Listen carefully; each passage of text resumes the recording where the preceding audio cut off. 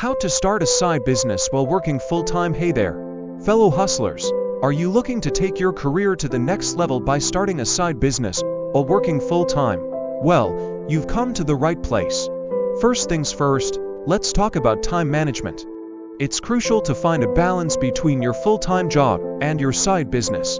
Start by setting aside a specific time each day or week to work on your new venture. This could be during your lunch break, after work, or even on weekends. Remember, consistency is key. Next, consider your skills and passions. What are you good at?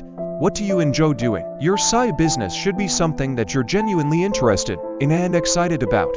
This will not only make it more enjoyable, but it will also help you stand out in the market. Lastly, don't be afraid to ask for help, whether it's from a mentor, a coach, or even a friend. Having someone to bounce ideas off of and provide guidance can be invaluable. So, there you have it. These are just a few tips to help you start a side business while working full-time. Remember, it's all about finding that perfect balance and staying committed to your goals.